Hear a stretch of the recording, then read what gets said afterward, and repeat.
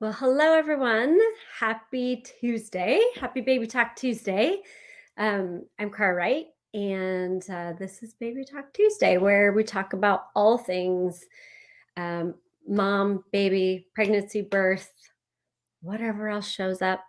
And today, the conversation is going to be about um, how do mama baby and baby babies' bodies work together? Um, Oftentimes with pregnancy and birth, most of what is talked about is um more things like uh being uncomfortable, or the growth of the baby, or like the practical things, like there's the measurements of the baby, there's all these things that um, you know, we have that have become standardized during pregnancy and birth, that have to do more with like the functionality of things, but not necessarily the relationships between all of the things. And so, what I wanted to talk a little bit about today is how the mama's body and the baby body collaborates and works together through the whole process of growing the body, birthing the body, and even after the baby's born. One of the things that when I first started becoming interested in this subject, and I say that like I should say that this lifetime, like I think I have been part around this particular element for a long time, and definitely for this lifetime. And when I really started becoming interested in pregnancy and birth this lifetime, I the thing that was so beautiful, amazing, miraculous to me was how much there is cooperation and collaboration between a woman's body and the body that the baby has. And they're both like, not just in how they live together, but also like how they contribute to one another, and the different phases of different things, and like how babies' bodies contribute to birth, actually. And that's really kind of what spurred this topic. When I had my baby talk, probably 2 or 3 weeks ago, I did a little yoga practice that I often give women who are close to their due time, in order to just feel better in their bodies. Because, when babies are close to being born, they can kind of get uncomfortable. Like what happens hormonally in your body, what the baby starts to experience and do as part of its part of the birth process. And yes, babies are involved in the birth process. I think one of the things that the misconception that people have about birth is that the baby is just kind of um, pushed out by the mom's body, like the uterus is doing all this work, and the cervix is up. Like we focus on like how the mom's body changes during the birth process to deliver the baby. What very rarely gets spoken about, which is one of the things that was such a magical thing for me to learn about and know, is that the baby is as involved in the process as the mom's body. Like the maneuvers that baby bodies do, and the intelligence that the baby body has during the birth process, if given the opportunity. How they basically, I used to call it circling the drain. Like a baby starts birth in one position, and by the time they're coming down through the birth canal and delivering out, they will find the most optimal position that they can actually find. Like babies are super, and I should say baby bodies are really, really intelligent. And so, one of the things that I used to talk a lot about, and when I was a doula, I would say I specialized in it, is active birth. Like the more movement you have in your body, the more you are uh, like also organically moving in the way in which your body is encouraging you to move. Like, again, we talk about labor being very uncomfortable for women, and the pain of labor and the pain of childbirth and all of these things. And the thing that people don't actually talk a lot about is like, if you were able to follow that sensation, if you were able to receive the communication that your body is giving you based on how it is feeling and move in the way that then allows you to have relief or feel better or have it to not be so intense, that's actually you listening to your body and cooperating with the baby body to create the best scenario possible for whatever is occurring with the birth. And so there is this intelligence that your body and the baby body has to work with itself and with each other during the birth process. And so babies will like a uterus will contract, that'll, squeeze the baby, which gives the baby's baby body all these benefits. Because if you really think about it, a baby body literally goes from a completely water environment to a completely air environment in a really short period of time. And for some babies that get born fast, it's really short period, but even what we consider long births, births that are 24 to 36 hours long, like the baby is literally, there's things that are occurring with your body, with your baby's body, that is preparing the baby body to go from a completely water environment to a air environment. That's wow. Like, and we don't even acknowledge that. We don't even acknowledge the miracle that that is and the possibility that that is. And that, like, every time that the uterus contracts, it really squeezes the baby. That when, which actually starts to stimulate their lungs and starts to get their lungs ready to go from water to air. Like, they go from receiving most of their nutrition and the blood and the oxygen and everything from an umbilical cord to a completely, like, not on an umbilical cord, its own system. That happens like in a flash of an instant. It's like one of the most miraculous things. And so much of the thing that either we don't acknowledge or we've even made it a bad or wrong thing is actually contributing to that being easier and greater for the mom and the baby. Like there's this, like, and one of the things that we've really done in industrial, um, you know, in the industrialization of birth is that we have, minimized and made wrong the sensations of labor.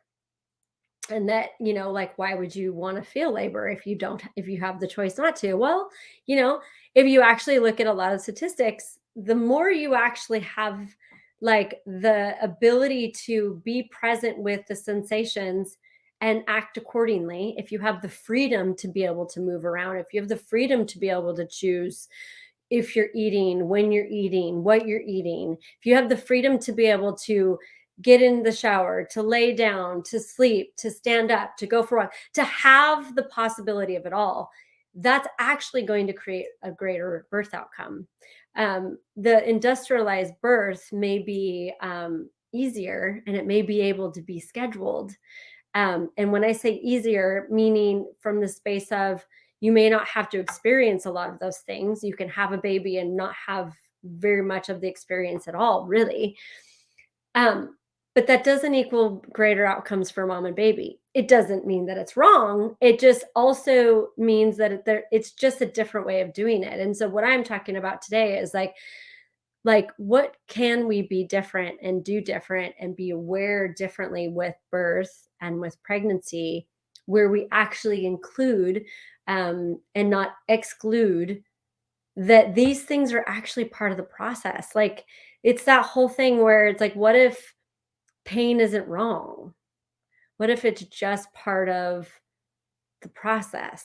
And if you could have that perspective, what would change? And how else could you be um, with yourself, with your baby, and if you're a person who supports women during pregnancy and birth, like, how can you be with women? I think, and I said this for a really, really long time. There's, there are a lot of, there are different, I will say, philosophies around pregnancy and birth. It's one of the most polarized topics on the planet. And really, for better or for worse, wherever like camp you find yourself in, it's very like black and white. This is the best and this is not the best. And vice and it's like people on both sides or on all six sides or however many of those camps there are, because there's a few, everybody thinks their way is the right way. I personally don't have that perspective. I think it is the way that you choose, as long as you're in the question and you're actually asking questions based on what you would like to create and being aware of your baby and what your baby would like to create. There is no one way to have a baby.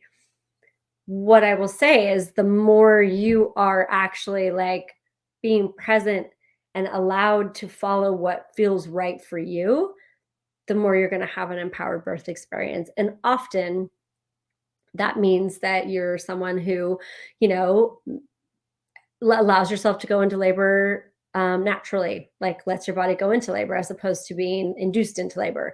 Or you're someone who, like, you may deliver at a hospital, but you might deliver with someone who's a little bit more open to an unmedicated birth and a birth that is mobile. And I always said to women, it's not that you can't medicate, but if you're going to medicate, like, could you actually be present and experience as much of it as possible for you? Because again, like, the sensation is actually giving you information about what you require, your body requires, and what your baby's body requires in order for the delivery to be as ease filled as possible. And so when you stop the sensations by medicating, then you also stop that communication and that information from being given to you. Now, again, is that right or wrong? No, it's just be aware of that. Be aware of that. Be aware of the fact that, when you move around and you're able to be upright, that actually assists your baby getting into a different position in order to deliver. I don't know what the current statistics are, but there are a lot of statistics that, women who don't have a lot of movement during the birth process, babies tend to find really weird and wonky birth positions. And those weird and wonky birth positions can cause a lot more pelvic floor damage. It can cause babies to, like, quote unquote, get stuck. It can cause babies stress because babies are also in the process of, like, moving in order to be able to move out. So it's like, how can you cooperate and collaborate to whatever degree works for you with your baby and your baby's body during the birth process? And more like today, I'm obviously talking more about the birth process, but it's like also that is included in the pregnancy as well. And we've talked a little bit about, like, sometimes you'll start to crave things during pregnancy that isn't something that you personally would choose to have. Like, a lot of women will have craving for meat if they're a vegetarian. Like, a vegetarian is a choice that we make, but that doesn't necessarily mean that as you're growing a baby body, your body might need some of those nutrients that you would get from eating meat. Now, do you have to eat the meat? No, you don't have to eat the meat, but you would really want to look at, okay, does my body require the iron? Does my body require the protein? One of the things that women are very starved for, just generally speaking, is protein. Most women don't eat enough protein in a not pregnant body. Now, go grow a totally new body and try to not eat as much protein. The one thing that is very interesting in the way that Mother Nature set up the symbiotic relationship of the mama's body and the baby body is that if you are not ingesting enough of the building blocks that it takes to grow the baby body will start it will start to leach it out of your system. So, like, I always used to talk to women about, like, hey, like, it is important for you to be eating for you and for the development of the body that you're growing inside of you. It's not just a thing we say. You are growing a body, and like anything, there are building blocks, the proteins and the minerals and the things like that that are required for and man, that's just the things we know. Like, well, let's not even talk about all the things we don't know. And no, we don't know it all. So those of you that think that we like, birth is still a mystery. Pregnancy is still a mystery. And as much as we would like to think we've got it all figured out, we don't. And I think that's just healthy to no, there is a mystery to birth. And like, what if you embrace that mystery? Like, that is one of the things, like I said, that was so magical for me. And when I really started to be aware that I could perceive and communicate with the baby, there was so much information that I got from that willingness to go like, oh, I'm not actually making this up in my head. And it was reciprocated. Like there was a lot of times where I would learn from one baby at one birth based on like how that birth went and the choices that the baby made and the way the baby moved its body and all of these things. I would then be able to like indicate that to the next baby. Like, hey, you're in a weird position. You might want to like, and and like however I did that. Sometimes it was just like a thought, like an awareness, and I would put my attention on it and the being would get it. Or it was that I would give them like a visual of it. That's how sometimes I communicate with the babies is like visually, like a picture. And I would like, there was one birth in particular where this baby was in an interesting position. It was creating the cervix not opening evenly, which can cause like some different things to show up for the mom's body and for the birth process. And I just got the hit, and it was like I literally showed this baby the last birth I had been at. And I mean, so much of this time I was like pretty much skeptical that I was even communicating with the babies, but I was like, if it helps and it changes something, why not try? Like I didn't do it out loud. It's not like I would, and honestly, at this point, like I don't really have a point of view if people think I'm crazy, if they think I don't know what I'm talking about or whatever. I know that I know. And I know that I showed that baby the other baby's choices and like I just gave them like a visual of it. And within 30 minutes, the baby had turned and delivered. So there are things that you can like actually just be present with and know that they happen and start to be curious about it. Like none of these things, like none of these, most of the things that I speak to on these baby talks, like does come from like, I was a huge student and I read a lot of books and I, studied a lot of different birth, practices, different birth modalities, different, like I followed a lot of really popular midwives and a lot of obstetricians that had been curious about pregnancy and birth. And and there's so much to learn and know, but what I most of the time go back to, or what I use in order to facilitate and assist women now, is what I learned from mom and babies, what I watch them choose and create with each other during the birth process organically. Like this isn't a cognitive thing. It is an organic thing that if you are willing to be present with your body and with the body of your baby and like move in the way that your body is asking you to move and to give your baby lots of time and space to find the position and to find what it's going to work for it and for you, things can be different.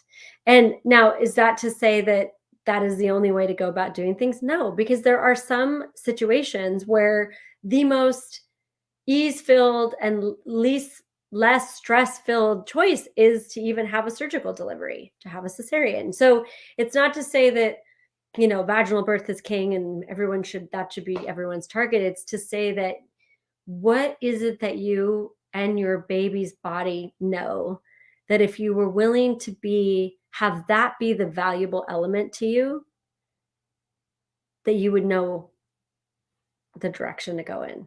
So that's a little bit on what I am realizing is a very big topic.